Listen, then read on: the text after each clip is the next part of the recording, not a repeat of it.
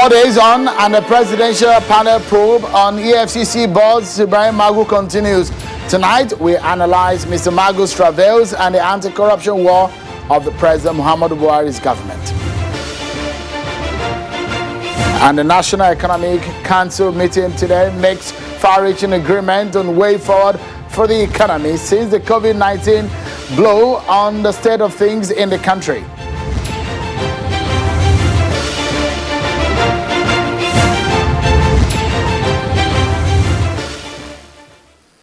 Hello everyone and welcome to the program. This is Politics Today live on Channels Television. I'm Sean Kimale in Lagos. Let's begin tonight with a story about how the move by the government in fixing the economy going forward in the face of the impact of the COVID-19. The Vice President, Professor Yemi Osinbajo, headed the National Economic Council meeting today where ministers, governors, and that of the governors of the Central Bank and other key members of the NEC were present.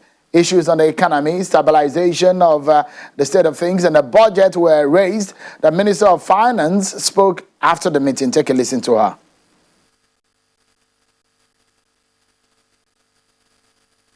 Affected us is the massive cuts that OPEC has now imposed on OPEC members and OPEC allies to our production, crude oil production volume. So our crude oil production level provided by OPEC is now 1.4 million barrels per day, with 30,000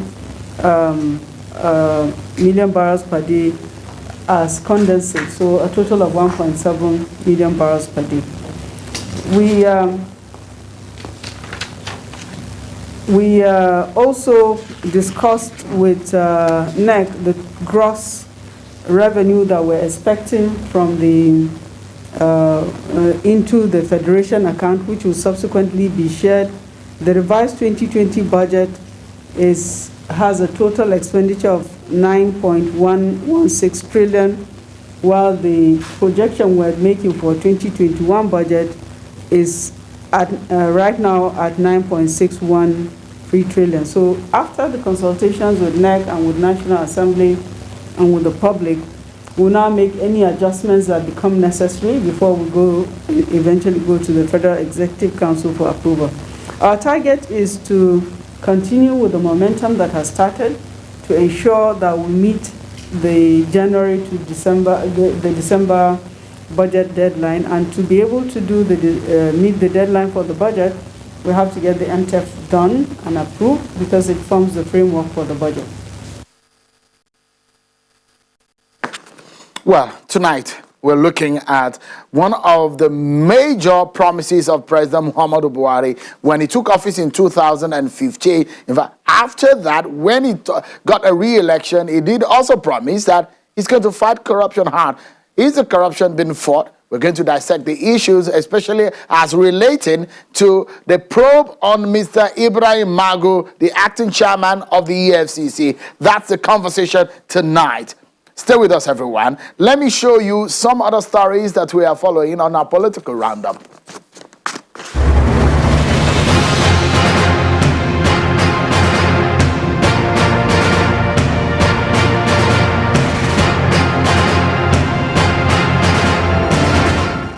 As political parties in Edo State commence campaigns to woo the electorate for votes ahead of the September the 19th governorship election, the Labour Party says it is ready to partner with other parties to ensure that the All Progressives Congress (APC) do not win.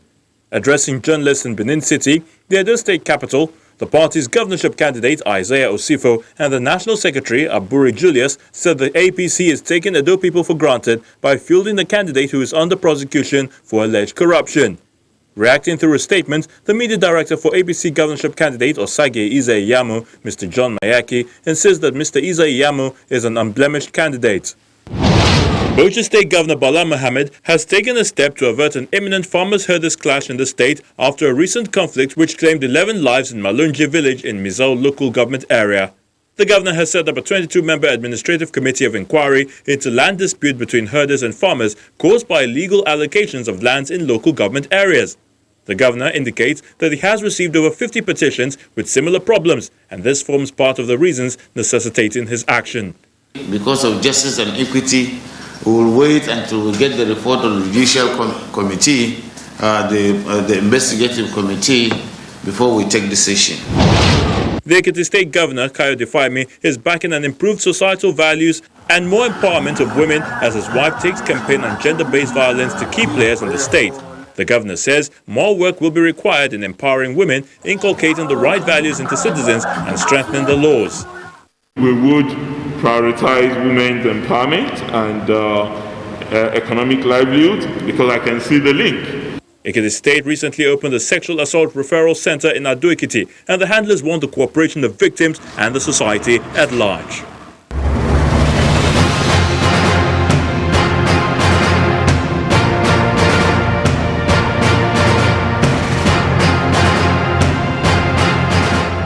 This is perhaps something that most of you have spoken about this week. The man there, Mr. Magu, who's being under scrutiny of the presidential panel probe. Tonight, our attention is on the president's agenda to fight corruption in Nigeria. We'll be doing an appraisal.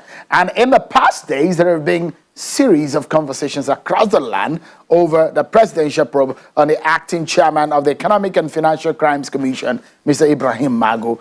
If you like, you can call him the poster boy of this administration's fight against corruption. Mr. Ibrahim Magu's spending a fourth day in the custody of the Nigerian police. This comes as the presidential panel continues its investigation into the activities of the commission under him. The investigation of Mr. Magu follows the allegations of misconduct leveled by the Attorney General of the Federation, Mr. Abubakar Malami, SAN, who wrote to the president demanding his removal. Meanwhile, the president has said that the probe reinforces the commitment of the Buhari administration to transparency and accountability.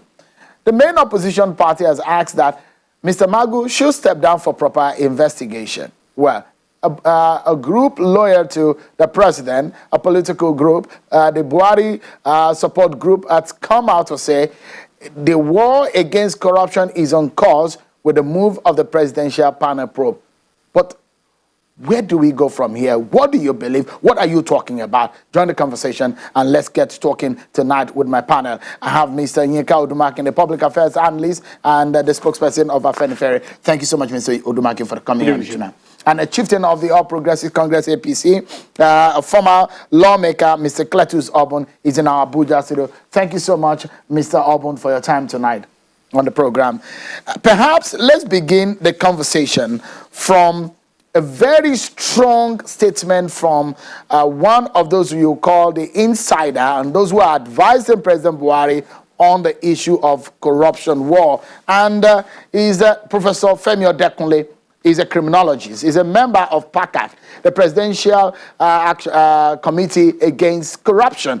Take a listen to what Professor Odekunle said, and I quote him now. Professor Odekunle, in a statement released, he says that, quote, the alleged originating Malami memo up to the current arrest seems an outcome of power play by power blocks in the corridors of power in which Malami appears to be an arrowhead or major agent of a power bloc that is not really interested in or in support of Buhari's anti-corruption fight. Mr. Odumaki. Well, it's unfortunate that Professor Odekunle should be telling us that kind of thing at this moment. When we know that, like we said earlier on, the major strength of this government going to power was to fight corruption. If after 5 years in office, it's the challenge of the corruption we're still probing. And in any case, what I've been asking myself is that if this what all the allegations they are flying about Aramagu are what we're hearing after 5 years, what are we going to hear inside corruption itself? This is what we're hearing for anti-corruption. And that shows you clearly that corruption runs this country. It's the oxygen we breathe. Because if the things you're hearing from inside anti-corruption war is anything good to go by, then you know when we get to that corruption itself, the kind of things you are going to see. And for me, Magu is not a problem. Because he has not shown any integrity to me anywhere since he came to here. What makes you say so? In 2008, Magu was suspended from the EFCC, sent back to the police, the police reprimanded him in 2012. We don't even know where he was in all those years until they brought Lamode to be EFCC chairman. I said, oh, I have one guy who was my friend. We are fighting for questions together. Let me bring him. That's why he came back. And Lamode himself, don't forget that it was at the Senate committee that he ran away. And we don't even know of him here that he was already a DIG somewhere. Now, it was him that now, after he left, and they brought Magu in as EFCC chairman. So from time... And then you saw the DSS report on him. Very damning report. Any country that allows such a person to sit on his corruption war for a week is not serious. And he has here since 2016. It's up to now. And I don't know how we talked about him. We have a problem in this country. Mr. Honorable Auburn, do you agree with what Mr. Odumakin has said about someone whom this administration or people will say it's a poster boy of the anti-corruption war? An anti-corruption war is perhaps the main agenda of the Buhari government.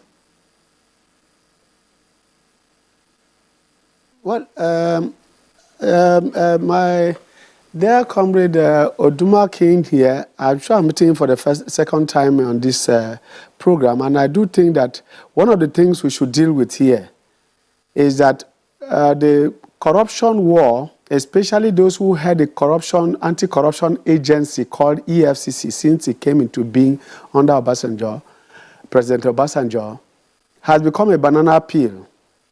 A banana peel of sorts in which about almost 4 or 5 of them who have been in that position have constantly left that place, brutalized and bruised sufficiently, if not physically, most of the time psychologically and in terms of their deficit or their constant bashing from the agency. What he has said here, I mean, when he says Lamode, he should also tell us about Ribadu, who came and did so much that some countries even invited him. How did Ribadu leave the office? This Nigeria put him where he was as one of the worst things that ever happened to Nigeria, because those who are affected most of the time engaged in what we call induced amnesia. They deliberately decide to forget. And then at another moment, they get into some form of therapeutic amnesia in which they forget because they cannot remember anything. In all this, what you find is that between the induced amnesia patients and the therapeutic amnesia patients, by which I mean that those who deliberately forget and those who consciously forget are always engaged in dribbling themselves out of the fact that corruption will not only fight back, corruption will brutalize you. There is no way fish can come out of fish water and will not smell or taste salty. Therefore, corruption in itself is such an endemic and cancerous infection that those who chase it must most of the time have themselves reflected and rubbished by it. So what Mr. Odumakin is saying there, and what most Nigerians don't seem to understand, is that it's not a Magu situation. It is that all over the world, those who have chased corruption have had themselves, even crimes, cartels, across especially Latin America and other places. You will see how they end up.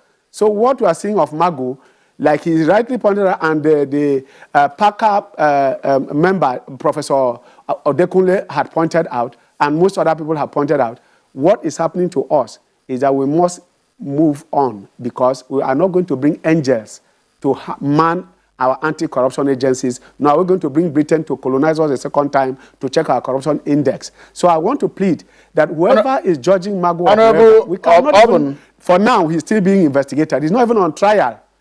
He's not even on trial. So I'm not sure that the outcome of this trial, this is not the first time, the outcome of the trial is what we should be waiting for. For us to now make it and start passing judgment is quite unfair. I think let's wait and see the outcome of that investigation. We're going on break in a few seconds, but lead us to break in this your reaction to this.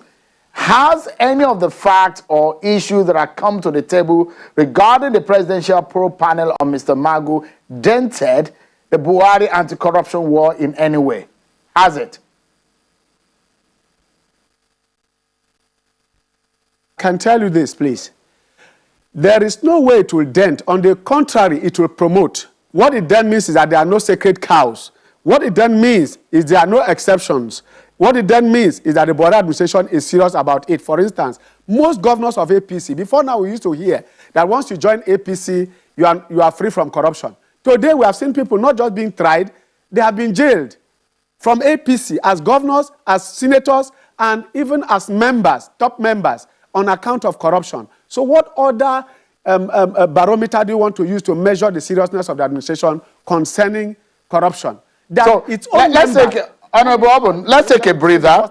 Let's take a breather. I'm seeing Mr. Odumakin disagreeing by the nod of his head, but I'll allow him to react whether or not what has happened or what is happening has dented the Buhari administration's fight against corruption in any way. Don't go away. We'll come back and talk more about this anti-corruption war and Mr. Magus Pro.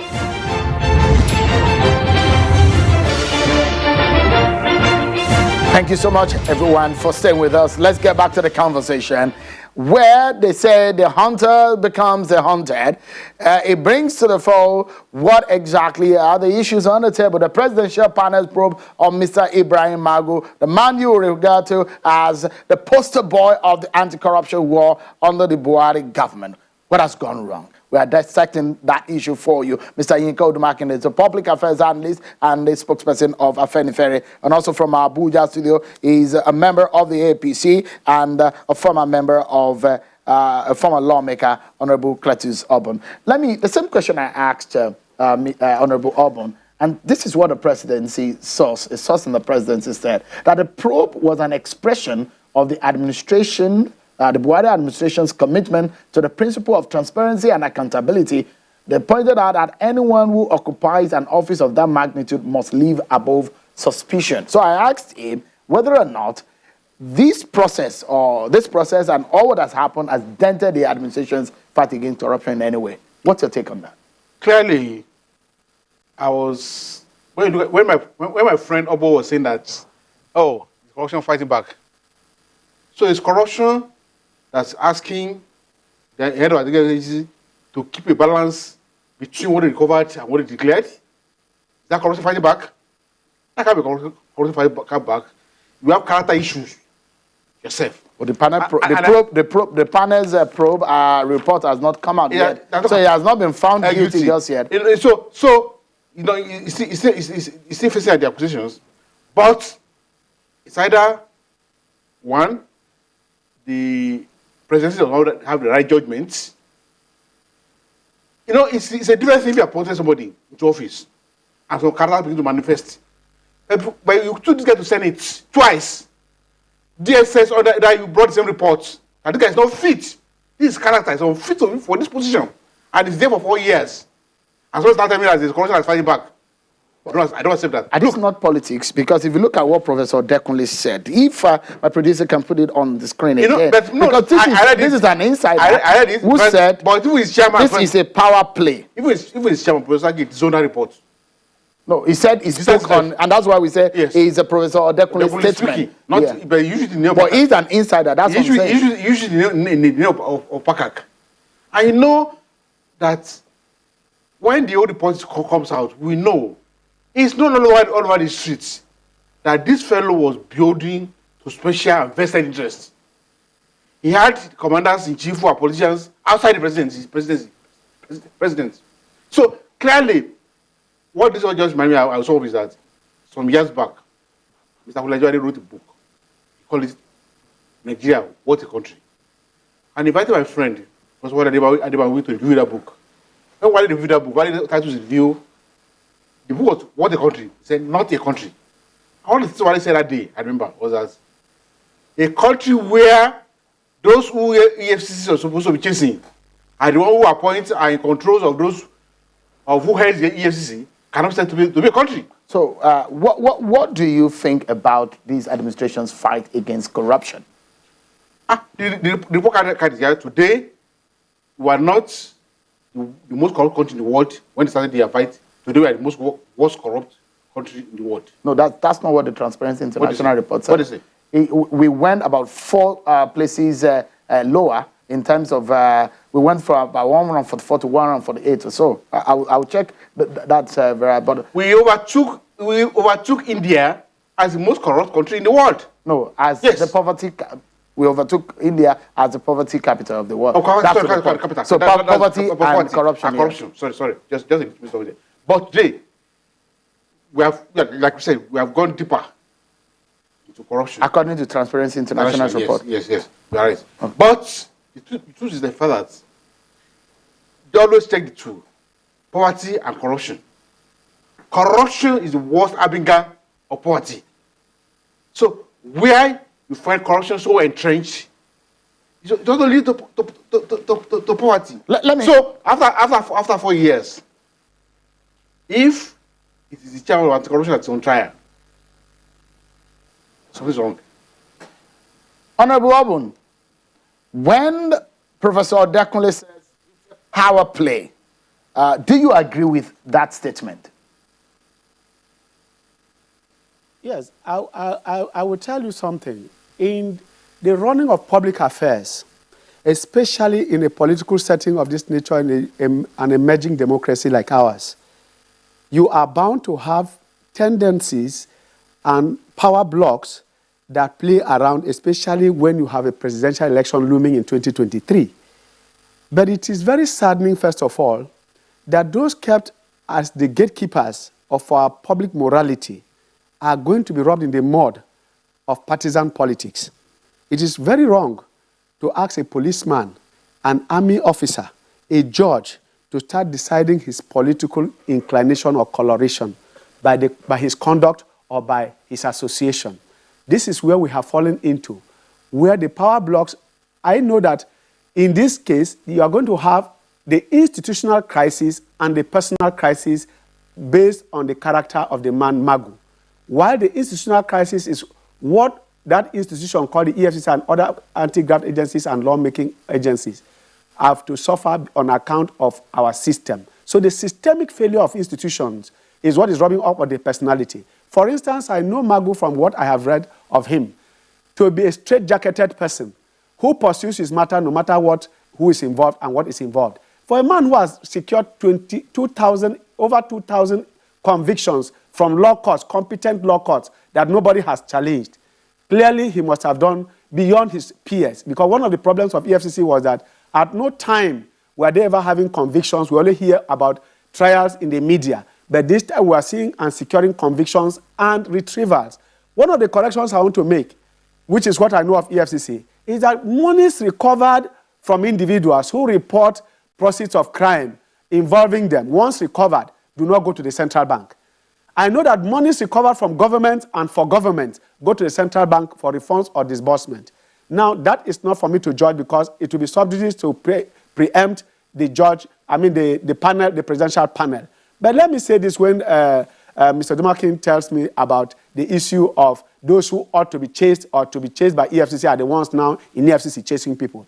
Don't forget also the AIG in the Senate who said those he locked in Alagbon are today as lawbreakers. We are sitting with him in the Senate as lawmakers. So our country in its mode of evolution must get the mixed grill of the good, the ugly, the good and the bad, or the bad, the ugly, and the best. I think this is able to blend and mix. Honorable Obun, let's close this program in this manner, and it's going to be about appraiser or reappraiser on an assessment. So on a scale where we have failure or success, how would you rate this government in terms of anti-corruption? Well, based on what we have seen in the past few days, 5 years, failure or success? Please, the statistics speak. I've just given you one of the statistics, basic statistics. The only index to show success or failure in terms of anti-corruption or any agency for that matter, whether it is education, is the results you get. What are the results? We have had more high-profile convictions than we ever had with all past EFCC anti-corruption agencies. Allow Mr. Odumakin to react to that question. Convictions. Sorry, Honorable Obun. Let me allow Mr. Odumakin to react to it. In terms of assessing this government in the last 5 years, failure, success, how would you say they fared in 5 years? Well, like I said earlier on, I said the strength of this government when they got to power was that we are going to fight corruption.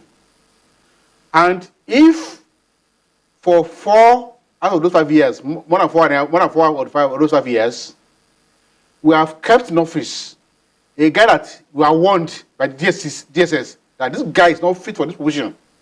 And I said the war for this almost 5 years, and this is what the result that we're having, I cannot say it's a success. But what would you call it? Well, I will call it that they tried, but I don't think this. I can't say. I can't So you can't say they failed and you can't say they've succeeded. Well, clearly. So you're probably in the middle, maybe from a scale of 1 to 10, 10 being the highest, maybe 5, or where are you standing there? For a friend to be happy, I give it maybe 3. Mr. Obu, how would you rate your party in the fight against corruption on a scale of 1 to 10, so that we can close now? I have given the statistics. I have given the statistics. I hope it does not fall among those who are into induced amnesia, so that it doesn't come to tell. He has given us that 3, double 3. I'm sure he's giving us 9 over 10 because he has admitted that we have. All right. Because the statistics show that we must do that. Thought that a sitting senator will go to jail, that a sitting governor will be tried. We need to leave it at that. We are at the threshold. Thank you so much, Honorable Obon, for talking to us. A member of the APC and a former lawmaker, Mr. Yinka Odumakin, Public Affairs Analyst and Afenifere spokesperson. Thank you indeed. It's good to see you again, both of you. But that's our show for tonight, everyone. Many thanks for watching. Let's continue the conversation online after now. I'm Sean Kimale. Bye-bye.